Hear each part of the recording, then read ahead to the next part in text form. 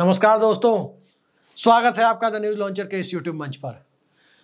दोस्तों, अंबानी परिवार की शादी में कौन शामिल हुआ, कौन शामिल नहीं हुआ, अब इसको लेकर भी संसद में बयानबाजी हो तो निश्चित तौर पर यह माना जाना चाहिए कि संसद का स्तर पहले के जैसा नहीं रहा। संसद में सांसदों का स्तर अब वो नहीं रहा जो कभी हुआ करता था, क्योंकि संसद गंभीर मसलों पर बहस के लिए है, काम रोको प्रस्ताव के लिए है, वेल में आकर विरोध करने के लिए है, गंभीर चर्चा के लिए है। और चर्चा की प्रक्रिया में ही अवरोध उत्पन्न करना भी एक संसदीय परंपरा का हिस्सा है। लेकिन ना तो ये अवरोध है, ना ही ये काम रोको है, ना ही ये गंभीर बहस है, बल्कि बेहद हल्के स्तर की व्यक्तिगत टिप्पणी है जो चाय पान की दुकानों पर होती रहती है। कौन किसकी शादी में गया, कौन किसकी शादी में गया तो वहां उसे मुर्गा मिला खाने को या रसगुल्ला मिला, या कौन किसकी शादी में गया तो प्लेट लेकर के खाना समेत भाग गया। ये सारी बातें सड़क के चौक चौराहों की होती है, लेकिन चौक चौराहों की बातें अब संसद तक पहुंच रही है। और ये मामला दरअसल उठा है भाजपा सांसद निशिकांत दुबे के एक बयान से। कांग्रेस नेता पवन खेड़ा ने इस मुद्दे को पकड़ा और सीधे सीधे निशिकांत दुबे को कटघरे में खड़ा किया। पवन खेड़ा के मुताबिक निशिकांत दुबे ने संसद में सरेआम झूठ बोला। उन्होंने कहा कि प्रियंका गांधी वो अंबानी परिवार की शादी में शामिल होने गई थी। हमने आपने सबने फुटेज देखी, जो देखना चाहते थे वो भी देखे, जो नहीं देखना चाहते थे वो भी देखे, क्योंकि क्या गोदी मीडिया, क्या सोशल मीडिया, कौन शादी में गया, किसको कितना गिफ्ट मिला, कौन क्या पहना हुआ था, कौन डांस किया, कौन शादी के पहले जो सेरेमनी हुई उसमें कौन गया, कौन हाथी की खिचड़ी खाया, कौन आदमी की खिचड़ी खाया, क्या खाया, सब आपने देखा। प्रियंका गांधी कहीं दिखाई नहीं दी। जामनगर से लेकर मुंबई तक के समारोह में, शादी, वेडिंग और प्री वेडिंग, किसी कार्यक्रम में प्रियंका गांधी को हम लोगों ने नहीं देखा। लेकिन निशिकांत दुबे ने कहा कि वो गई थी। अब इसी बात को लेकर पवन खेड़ा ने ही सवाल नहीं उठाया, बल्कि सुप्रिया सीनेत ने भी सवाल उठाया। पवन खेड़ा ने तो यहां तक लिखा है ट्विटर पर कि निशिकांत दुबे को अपना नाम बदलकर निशिकांत दुबे की जगह निशिकांत झूठे रख लेना चाहिए। खैर, वो राजनीतिक प्रतिद्वंदी है, इस तरह के बयान और आरोप प्रत्यारोप चलते रहते हैं। लेकिन सवाल यह है कि इस मुद्दे को लेकर और झूठा आरोप लगाने की हद तक चले जाना, यह कौन सी राजनीति है? क्या निशिकांत दुबे ये मानते हैं कि यदि प्रियंका गांधी गई भी होती तो क्या अंबानी परिवार कोई ऐसा वांछित परिवार है जिसकी देश को जरूरत है और वो देश से फरार है? क्या अंबानी परिवार नीरव मोदी का परिवार है, मेहुल चौकसी का परिवार है, जिस शादी में राहुल गांधी या प्रियंका गांधी या इस देश के कोई नेता मसलन नरेंद्र मोदी या कोई और शामिल हो जाए तो बहुत बड़ा अपराध हो जाएगा? दरअसल एक सैद्धांतिक निर्णय के तहत गांधी परिवार ने न्योता मिलने के बावजूद वहां जाने से परहेज किया। परहेज इसलिए किया क्योंकि सभी जानते हैं कि अडानी अंबानी को लेकर, क्रोनिक कैपिटलिज्म को लेकर इस देश में कांग्रेस पार्टी लगातार हमलावर है, राहुल गांधी लगातार हमलावर है। ऐसे में अगर राहुल गांधी वहां शादी में चले जाते, प्रियंका गांधी चली जाती, तो जनता के बीच क्या मैसेज जाता कि ये अडानी अंबानी के खिलाफ जो इस देश के आम आदमी की जो एक लोकतांत्रिक लड़ाई है, जो आर्थिक गैर बराबरी को खत्म करने की लड़ाई है, उस लड़ाई को ये लोग लड़ नहीं रहे हैं, बल्कि इस लड़ाई को लड़ने के नाम पर अपनी राजनीति कर रहे हैं। यही मैसेज जाता। लेकिन इन लोगों ने जाने से परहेज किया। अब सवाल ये उठता है कि निशिकांत दुबे ही इस तरह के आरोप क्यों लगाते हैं? कई बार पत्रकारों पर आरोप लगाते हैं, अभिसार शर्मा से लेकर रोहिणी सिंह जैसे पत्रकारों पर आरोप लगा देते हैं, कुछ भी आरोप लगा देते हैं। चीन से पैसा लेने के आरोप भी उन्होंने किसी पत्रकार के ऊपर लगा दिया था, और इसके जवाब में उनकी डिग्री के ऊपर भी कई लोग सवाल उठाते हैं कि उन्होंने जो डिग्री, MBA की डिग्री हासिल की है, वो डिग्री कुछ लोगों के मुताबिक फर्जी है। अब इस पर तो दिल्ली यूनिवर्सिटी और FMS बता पाएंगे कि असली है कि फर्जी है, लेकिन सवाल चलते रहते हैं। और इन सब से आगे बढ़कर देखें तो निशिकांत दुबे जब भी कुछ बोलते हैं विवाद में क्यों आ जाता है? वो विवादास्पद बयान ही क्यों देते हैं जानबूझ करके? क्या निशिकांत दुबे ने खुद को अगला गिरिराज सिंह बनाने की दिशा में कदम बढ़ा दिया है? क्या वो गिरिराज सिंह की लाइन पर आगे बढ़ रहे हैं? क्या उनकी यूएसपी भी उन्होंने खुद यही बना ली है कि वो गिरिराज सिंह ही है, यानी मुंह खोलेंगे तो कुछ उटपटांग ही बोलेंगे? कई बयान उनके याद दिलाए जाए, कितने बयान दिलाए जाए। आजमगढ़ में एक खास समुदाय की प्रतिशत को लेकर भी उन्होंने झूठ बोल दिया था, सरेआम झूठ बोल दिया था।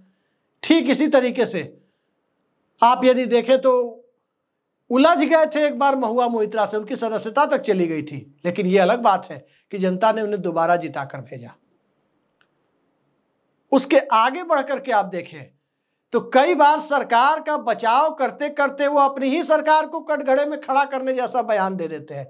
एक बार उन्होंने कहा था कि कांग्रेस के रेजिम में मुलायम सिंह यादव को जांच एजेंसियों के द्वारा फंसाया गया और भाजपा सरकार के दौर में मुलायम सिंह यादव को जांच एजेंसियों ने आरोप मुक्त किया। यहां तक उन्होंने कहा कि हमारी सरकार के दौर में, यानी उस आरोप की उन्होंने पुष्टि कर दी जो आरोप विपक्ष लगाता है कि निशिकांत दुबे की पार्टी भारतीय जनता पार्टी जांच एजेंसियों को प्रभावित करती है। भाई, नरेंद्र मोदी सरकार के दौर में यदि मुलायम सिंह यादव पर से आरोप खत्म हुए किसी मामले में और किसी एजेंसी ने खत्म किए, चाहे वो इनकम टैक्स रही हो, सीबीआई रही हो, जिसने भी खत्म किया हो, तो निश्चित तौर पर निशिकांत दुबे जो दावा कर रहे थे उस दावे से तो यही निकलता था कि उनकी पार्टी ने खत्म कराया, अर्थात इन्फ्लुएंस किया।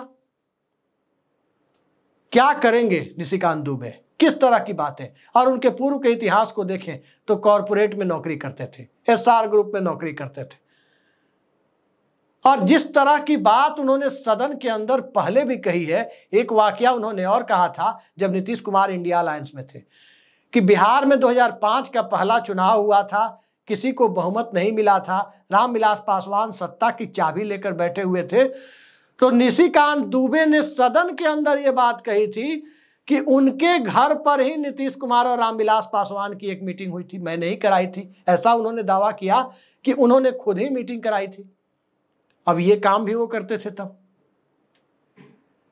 हर तरह के दावे प्रतिदावे के बीच अब ये दावा प्रतिदावा अक्सर जो राहुल गांधी पर अटैक का जिम्मा संसद में स्मृति ईरानी संभालती थी। अब स्मृति ईरानी की सांसदी भी गई, बंगला भी खाली हो गया। अब वो स्मृति ईरानी वाला काम ऐसा लगता है कि लोग उम्मीद कर रहे थे कि कंगना रनौत संभालेंगी, क्योंकि उन्होंने भी एक दो बयान दिए, लेकिन मोटे तौर पर अब गांधी परिवार के खिलाफ सीधे सीधे मोर्चा लेने का काम निशिकांत दुबे ने संभाल रखा। अब निशिकांत दुबे प्रियंका गांधी को क्यों घसीट रहे हैं, क्यों उन्हें अंबानी परिवार के यहां भेज रहे हैं, ये निशिकांत दुबे के और उनकी पार्टी का एजेंडा हो सकता है। लेकिन जनता ने कहीं प्रियंका गांधी को उस कार्यक्रम में देखा नहीं है, और जब जनता ने देखा नहीं है उस कार्यक्रम में तो कोई मानने के लिए तैयार नहीं होगा। हाँ, भारतीय जनता पार्टी और दूसरी पार्टी के लोगों को जनता ने वहां जरूर देखा है, गांधी परिवार से किसी को नहीं देखा। न राहुल गांधी दिखे, न सोनिया गांधी दिखी, न प्रियंका गांधी दिखी, न रॉबर्ट वाड्रा दिखे, कोई नहीं दिखा।